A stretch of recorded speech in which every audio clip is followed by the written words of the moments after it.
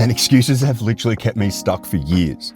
You know, it took me over 2 years to have the guts to start this YouTube channel. And instead of just going ahead and doing it or trying it when I had the original idea, I just kept finding excuse after excuse after excuse as to why I wasn't good enough to do it and why I shouldn't do it. And every time I made those excuses and believed them, I was eating away at my self-confidence. I didn't really know what content I was going to make. I didn't have a camera. I didn't know how to edit. I didn't even really know what I was going to do, but I know that I wanted to start a channel. But every time I thought about starting, I would let one of these reasons, one of these excuses come in, and it would stop me from doing it. And even though at the time they felt like legitimate reasons, once I did stop listening to those BS excuses and I started actually creating stuff, I found a part of myself that I didn't realize I'd lost. And it's weird because always I thought I was doing was starting a YouTube channel. I wasn't trying to get interested in filming. I wasn't trying to become a filmmaker or a videographer. I wasn't trying to learn storytelling. I wasn't trying to learn how to color grade. I just wanted to start a YouTube channel. I just wanted to get my message out. As I started looking into how to start a channel, I wanted a camera,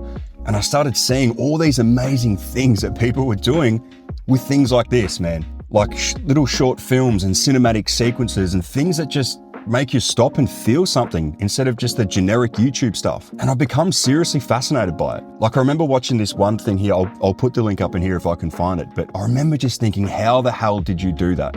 And how do I do that? I need to be able to do that. And then before I knew it, I wasn't so much researching this anymore, because once I got my camera, I was just researching how I can be a better filmmaker. And it honestly, guys, it completely shocked the hell out of me. Because if you had have asked me a couple of years ago, hey Jay, do you want to get into filmmaking? You want to come and film some stuff together? I literally would have laughed in your face and been like, no, I'm not really interested in that. But once all this happened, it kind of took over me and it woke something back up inside of me. Because when I was younger, I was always doing creative things. I was playing music, I was drawing, I was painting, I learned how to do photography. I was bodybuilding. It was like sculpting and building your body in a certain way. I learned how to start new businesses, and I was always just obsessed with learning new things and wanting to create things. I was so curious about everything. I love the process of learning and I love the process of creating. And it's not about money, it's not about fame, it's just about loving to do it and enjoying it. But somewhere along the way, as I've gotten older and as my family's grown, my life got a lot busier and my responsibilities got bigger. I had more than one business, and sometimes it's just a lot of pressure in life to have space for your creativity. And without even realizing it, I just become a person of productivity, and everything in my life become about things that move forward and things that are going to make me money and things that are going to build something that I can hold my hat high on and be proud of, so I can say I've achieved X, Y, and Z. And I'm not trying to say all these things are bad and no one should ever do that and let those things go, but I stopped just doing things for the sake of doing them because I enjoyed it. And if I wasn't being productive at all, life was just a waste of time. That's how it just become. If it wasn't helping me move forward at all, I was out. And I think this is just a trap that as adults, we often get stuck in, We stop doing things like playing guitar. We stop drawing, doodling on little sketch pads. We stop painting. We stop taking photos. We stop learning random new things that interest us. We just stop creating in general. I guess because somewhere along the way, we just convince ourselves that those things are childish, or they're selfish, or they're stupid or unproductive. And as time goes on, we don't realize, but we're just slowly eating away at that part of ourselves, and we don't ever get to enjoy life the way that we should and the way that we used to. And it's kind of depressing. We lose that adventurous, curious part of ourselves. And buying a camera and using this thing every day has seriously just affected me so much and gotten me back to where I felt I was so many years ago. It's made me curious again and helping me see the world in different light and different ways. And it's also given me a chance to be crap at something again, to actually have to learn and want to be better at things, get that curiosity back. And it's just something to learn for no reason other than I want to do it. And it's creative. To be able to walk around with this thing and just see the world completely differently to what it was a few months ago. I see little compositions and stories, and I see the way light hits the leaves on trees, and just all these little beautiful moments that you forget about in life, and these moments make you creative. They make you think of things outside of our problems. And it's just funny to me, man, because I thought I was starting a YouTube channel.